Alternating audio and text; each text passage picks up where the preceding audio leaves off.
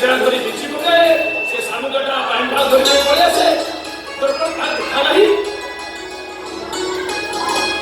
ସାଗର ଆମୁକା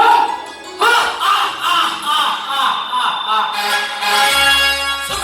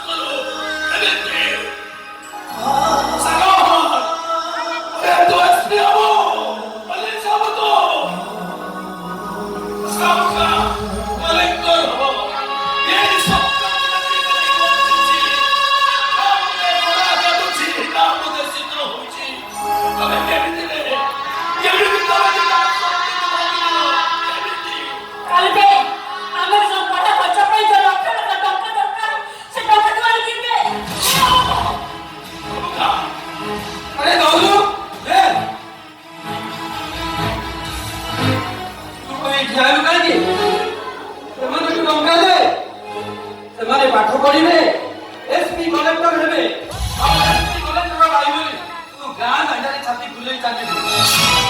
ଆରେ ସାନ ଭାଇଟା ଉପରକୁ ହାତ ଉଠେଇ ମାରିଦେଲୁ। ଏବେ କଣ ମୋ ପାଟିରେ ମଣ୍ଡା ବସିଛି? ଏ ଭାଇ ସ୍ୱପ୍ନ ଦେଖିବା ବହୁତ ସହଜ, ହେଲେ ସେ ସ୍ୱପ୍ନକୁ ସତ କରିବା ଆଦୌ ସହଜ ନୁହେଁ। ଯଦି କୌଣସି କାରଣରୁ ସେ ସ୍ୱପ୍ନଟା ଅଧାରେ ରହିଯାଏ, ତାହେଲେ ସେ ମଣିଷକୁ ବଞ୍ଚିବାକୁ ଦିଏ ନା ମାରିବାକୁ ଦିଏ, ବରଂ ତାକୁ ଚିନ୍ତା ସଭା ସଜାଇ ଦିଏ। ଆମେ କିନ୍ତୁ ଜିଅନ୍ତା ଶବ ହେଇ ବଞ୍ଚିବାକୁ ଚାହୁଁନୁ ଭାଇ। ତୋର ସେଥିରେ କଥା ମନେ ଅଛି ଭାଇ? ପୁରୀ ବଡ଼ଦାଣ୍ଡରେ ବାପା ମା ଦୁଇଟା ଆମର ହାତ ଧରନ୍ତି ନାହିଁ କପି ଅଛି ଆଉ ତୁ ସେଥିରେ ଭଲ ଆମର ବାପା ମା ନେଇ ଆମ ପାଣି ପଶି ମଣିଷ କରିଛ। ନିଜ ପେଟକୁ ଉପାସ ରଖି ଆମକୁ ଖାଇବାକୁ ଦେଇଛ। ଆମେ ଭାଇ ଭଉଣୀ କଥାଟେ କରେ ନା ତଳକୁ କାନ୍ଧରେ ବସେଇ ଜନ୍ମମାନ ଦେଖେଇଛ। ଆଉ ଯଦି ଆମ ଆଖିକୁ କେବେ ନିଦ ନ ଆସିଲା, ତାହେଲେ କୋଳରେ ଧରିକୁ ଧୋଇ ବାୟା ଗୀତ ଗାଇ ଆମକୁ ଶୁଆଇ ଦେଇଛ। ଏବେ ଯଦି ଗଛରେ ଚଢ଼ି ଆମକୁ ଓହ୍ଲେଇ ନ ପାରୁନା, ମୁଁ ସତ କହୁଛି ନା ଭାଇ, ଆମେ ଦିଟା ଆତ୍ମହତ୍ୟା କରି